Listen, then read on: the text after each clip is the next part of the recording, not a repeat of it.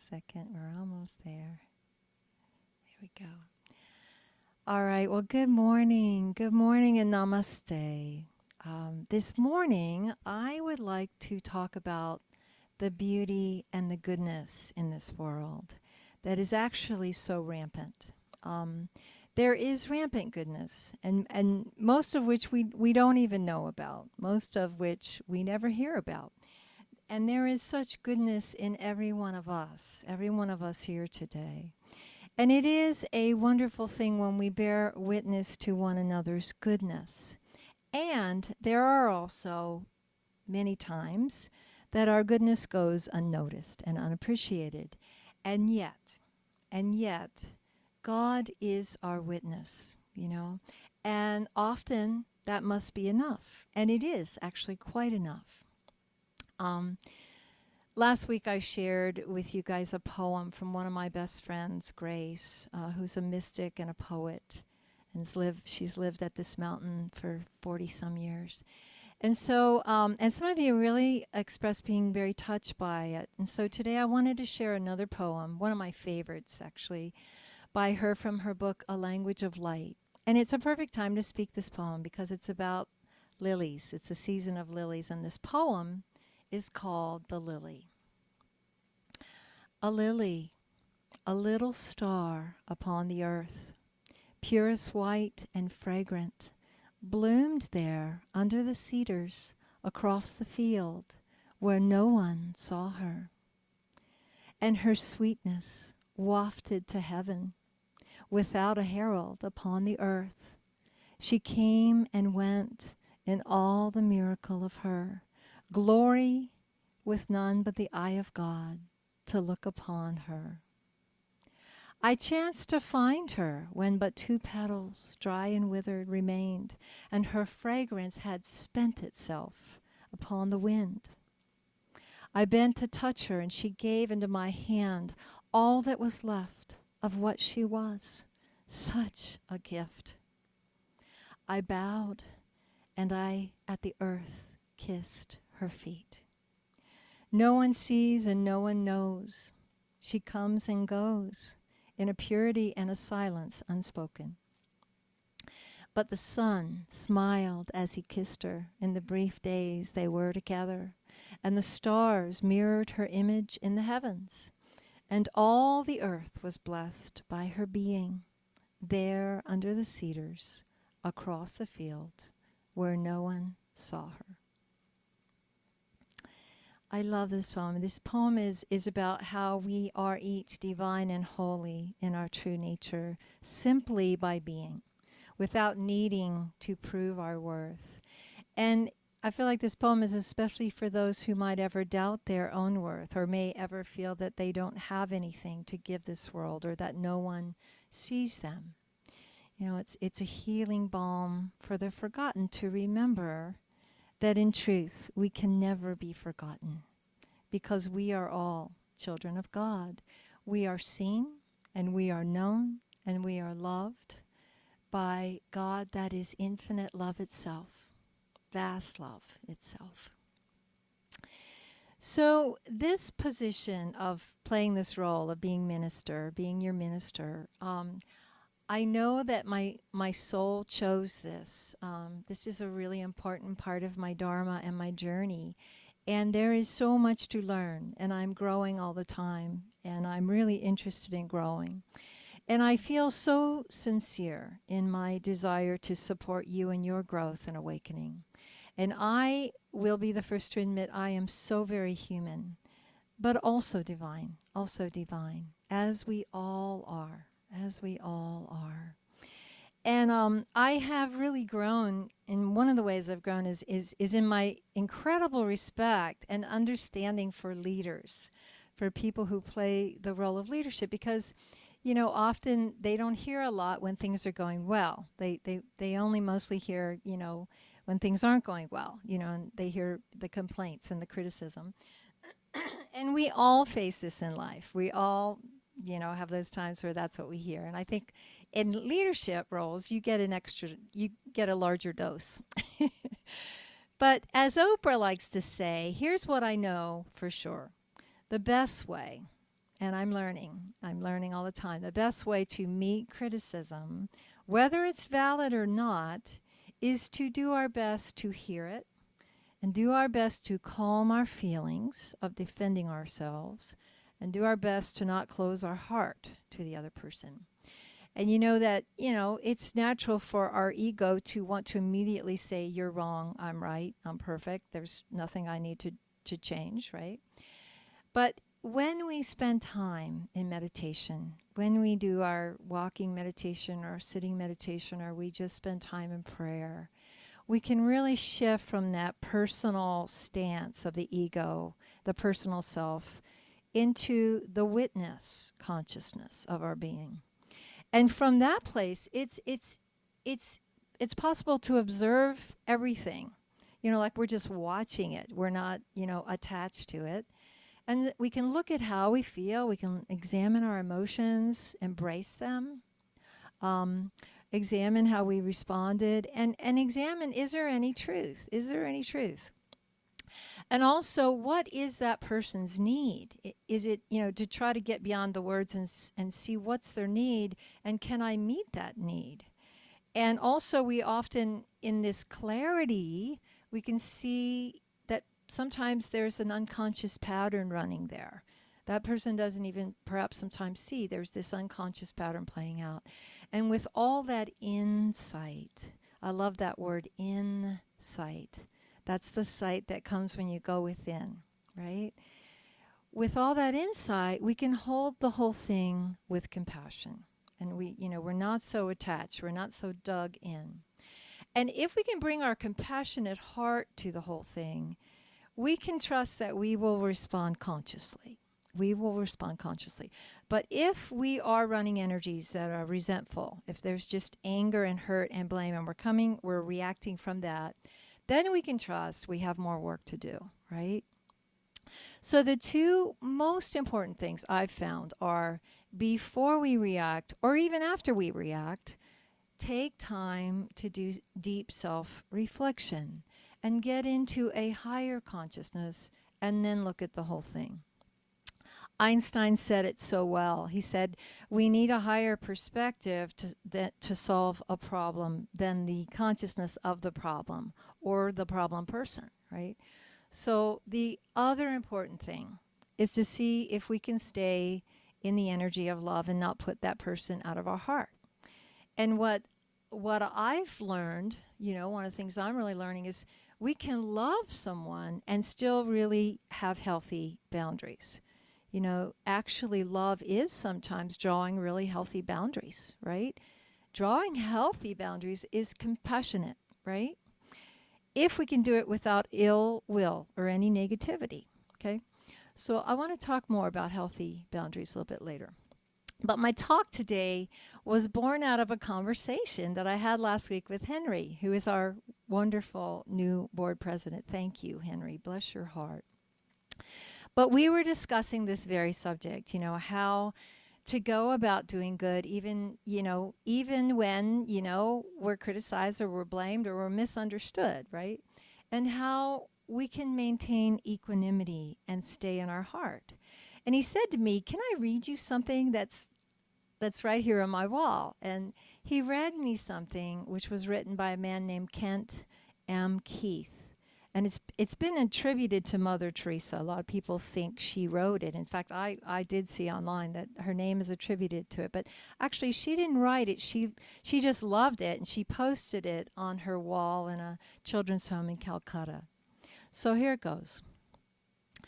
People are often unreasonable, irrational, and self-centered. Forgive them anyway. If you are kind, people may accuse you of selfish, ulterior motives. Be kind anyway. If you are successful, you will win some unfaithful friends and some genuine enemies. Succeed anyway. If you're honest and sincere, people may deceive you. Be honest and sincere anyway. What you spend years creating, others could destroy overnight. Create anyway. If you find serenity and happiness, some may be jealous. Be happy anyway. The good you do today will often be forgotten. Do good anyway. Give the best you have, and it will never be enough. Give your best anyway. In the final analysis, it is between you and God. It was never between you and them anyway. So powerful. I mean, there's so much teaching in that. You know, it's really like that poem. It's like that lily that blooms in the field under the cedars across the field where no one ever sees her, right? Doesn't behold her beauty and all the loveliness she brings to the world. And that's okay. It doesn't matter that no one sees her because God sees her. God is the witness. The universe is blessed, nevertheless, just by her being, whether she is appreciated by human beings or never even noticed. And of course, you know, let's be grateful. Let's just share an abundance of gratitude and appreciation for each other. You know, let's just heap it on each other. But there will be times in life when that support may not be forthcoming. And we have to dig deep to find the strength through our faith and through our connection to the God of our being. You know, it's funny that Kent, in that writing I just read you, he calls that writing, you know, a lot of people call it anyway, but he calls it the paradoxical commandments. And I was really thinking about paradoxes in life. You know, what exactly is a paradox? And there is this paradox of, you know, we're one, and we speak of oneness, and we work to experience our oneness. And then we also talk about the importance of creating healthy boundaries. And that can really seem like a paradox. How are we one, and yet we're creating healthy boundaries? So I want to explore that. I want to look at that and how that paradox can make sense. When we are fully awake as Christ being, you know, all is that, right? There is only one. And if we're fully in that samadhi, we're in ecstasy, and we have no thought, and there is only I am. There's only I am. And we have no interest in even coming out of samadhi unless it's to help other people awaken to the greater truth of their being. So that is Christ consciousness. That is one level of being. That is the highest level of being. But, you know, most of humanity is most of the time in ordinary consciousness, where we're identified with this personal self. And we are identified with our body, and we're identified with our thoughts and our positions. And we interact on a personal level that's often ego to ego.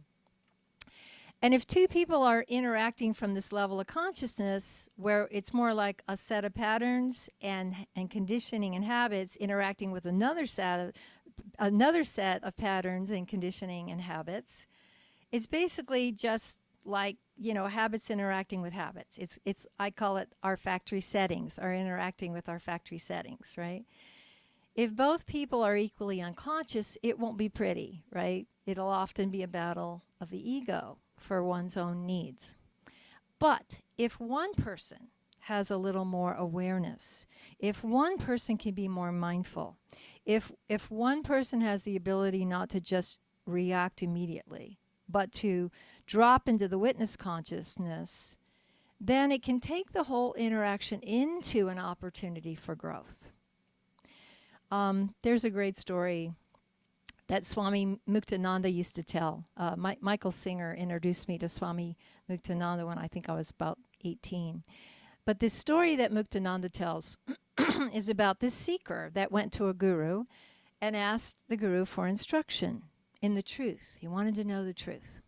And so the guru was very simple, straightforward person.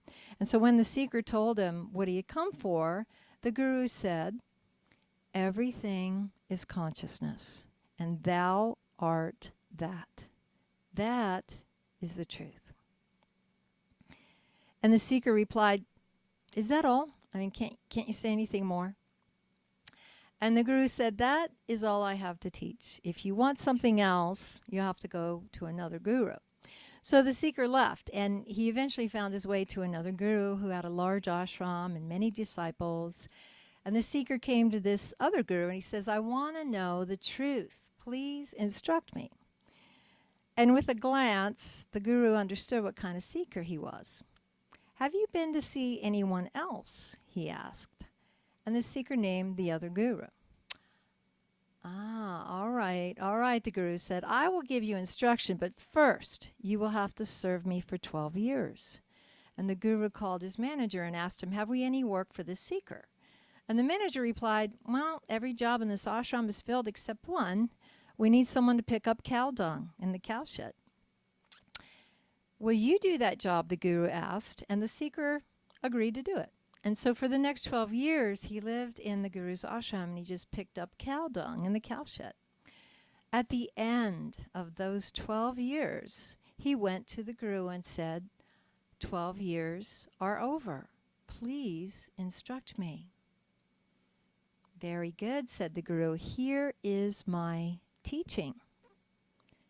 Everything is consciousness, and thou art that." Immediately, the seeker fell into a deep samadhi. And when he returned to his normal state, he said wonderingly, "But that was exactly what the other guru told me 12 years ago." "Of course," said the guru, "the truth hasn't changed in 12 years. But why did I have to spend 12 years picking up cow dung?" "Because your mind was too dense to understand it," said the guru. Your mind was too dense to understand it. I love this story. You've probably heard versions of the story, but the teaching of this story is that our minds are kind of like fruit hanging on a tree when it comes to spiritual growth. And they ripen, our minds ripen like fruit ripen with effort and over time. And effort being the key word. But our minds will stay unripe if we stay stuck in the ego. If we don't think anyone has anything to teach us. And in that case, it's usually life that comes along and gives us a big, loud wake-up call to show us we need to change, we need to grow. So that's the slow route. We can take that slow route if we want to, because fortunately we're eternal.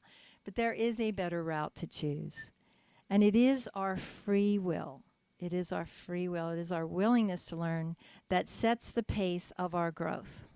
That's so true. So someone asked me what really makes me happy as a minister. And honestly, what makes it all worth it is when I see people who are truly open and who are interested in growing and who are growing. That just brings me more joy than anything. It makes it all worth it. In that same conversation where Henry read me those paradoxical commandments, he shared how inspired he was by Steve Behrman's talk. And then he got the book that Steve wrote with Bruce Lipton. And he shared that he was really loving that. And I could hear his joy, and I could see that he was learning, and that made me happy.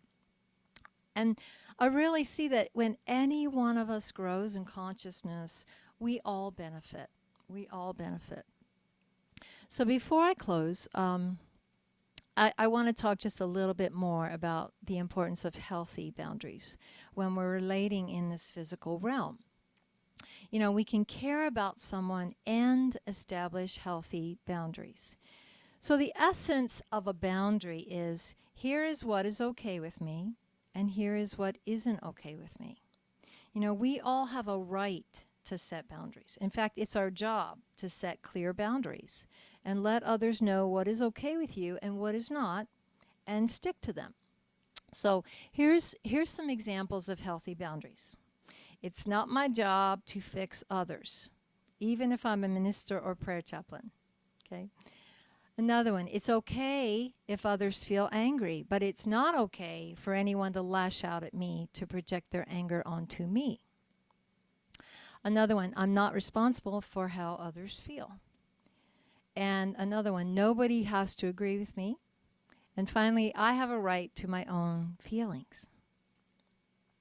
So forgiveness and healthy boundary setting really go hand in hand. Last little story I want to share before I close. One of my closest friends has been teaching martial arts for 35 years. And he's a 7th Dan black belt in Taekwondo and multiple other martial arts disciplines. And he was telling me about his master teacher, who he spent so many years with, who has been running the UC Berkeley martial arts program for many years, which is one of the best in the world. And this master, Dr. Min, he only trains the highest level black belts. I mean, when you're getting up there to 5th, 6th, 7th dan. But he interviews them first, and they are welcome if they are accountable for what they bring. If they're accountable for what they bring. If they bring openness and willingness to keep learning and willingness to support the program. But they're not welcome if they're not interested in learning or if they're not responsible for what they bring. And so my friend was telling me Dr. Min basically says people that feel they're not accountable within someone else's house need to go. And, you know, I thought, that sounds like a pretty stern boundary, but I see the reason for it. It's so that those who are accountable and do show up fully for this high-level training aren't distracted and discouraged by those who are not really committed. So it's a boundary to benefit the common good. So our healthy boundaries might be saying, you're welcome if you can come with only goodwill. If you can come with only goodwill into this space, you're welcome to come. Or you're welcome to come if you agree not to speak negatively about others in our time together, right? This benefits even the person we're setting the boundaries with. We're asking them to step up and to evolve. This is how we lift each other up. So in closing, one more thing I know for sure, and that is we can use everything to go to God. You know, everything is grist for the mill for our awakening. Everything can help free us from our attachments. You know, my teacher used to say, you know, we're all like rough stones thrown in a bag and shaken, and our interactions smooth and polish us if we're willing to be polished. So my prayer is, may we all let the great polisher, right, the great polisher of all that is, sand us and sand away and leave us all shining brightly with the infinite consciousness of our true nature. May it be so. Thank you.